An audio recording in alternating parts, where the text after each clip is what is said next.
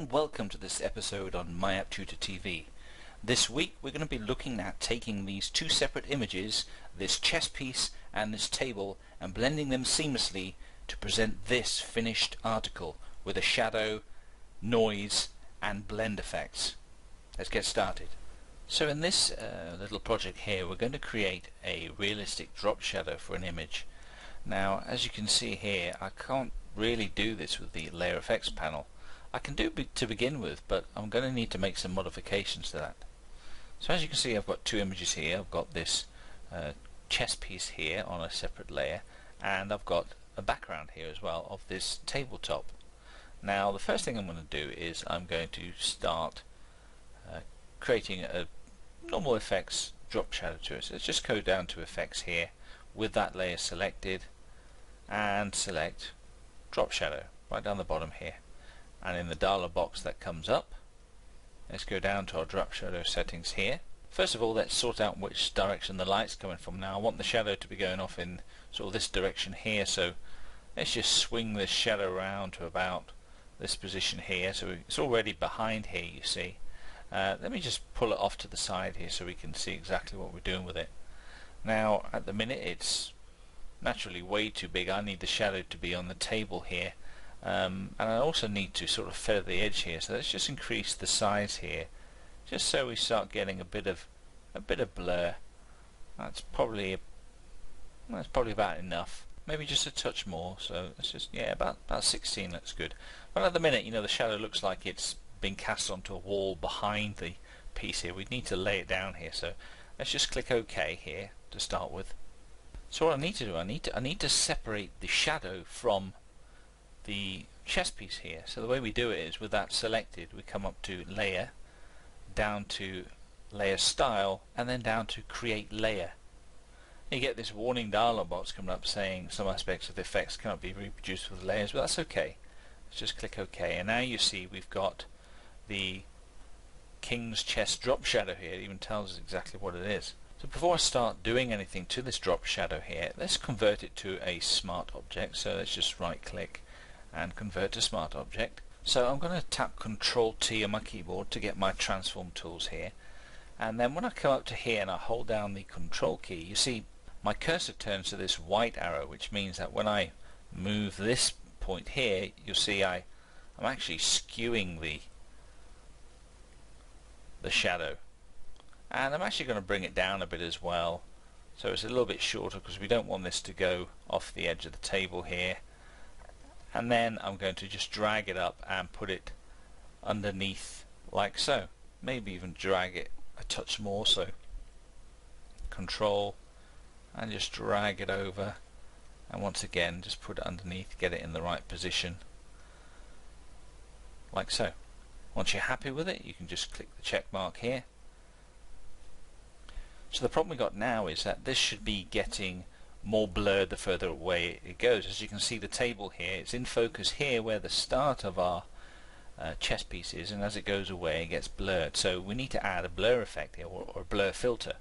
So with that piece selected, let's go up to the filter menu here, down to blur, and let's use the tilt shift blur here.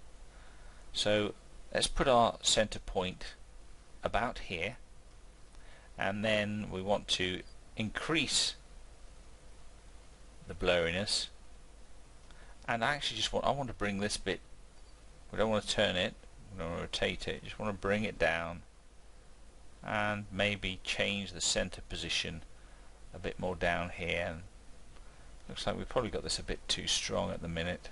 Yeah, that looks good. So I actually think we could bring this down to the bottom here, and then one thing we need to do is we need to perhaps just change the angle of the blur. So at the minute you can see that this goes off in this direction here, so let's try and match the rotation of this with sort of the rotation of our shadow, so it sort of runs perpendicular to our chess piece shadow. The only thing we could do with doing is just maybe stretching this out here a bit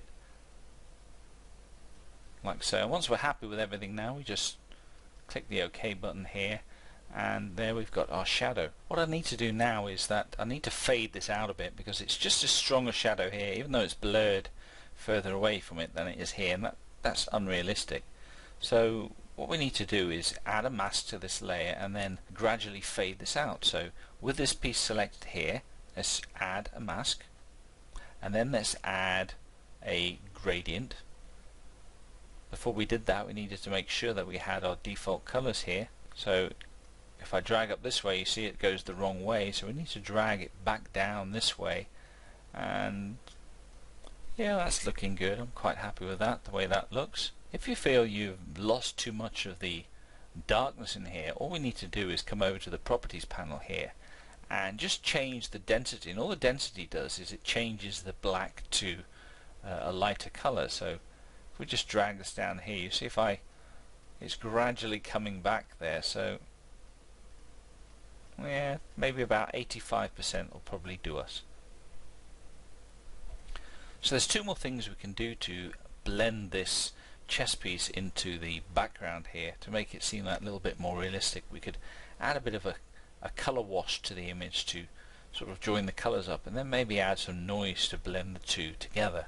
So with this particular layer selected, let's come down to, let's hold the Alt button while we do this, down and select solid color, and then let's ensure we choose the mode from normal to color, click OK, and then we'll be presented with our color picker dialog box here, and the color I want to go for is maybe a color in this chess piece somewhere, and maybe that sort of green effect there.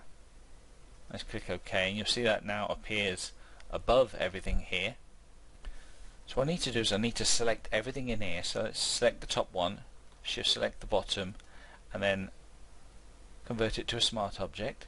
And then that smart object with it selected, let's go up to filter, down to noise, add noise, and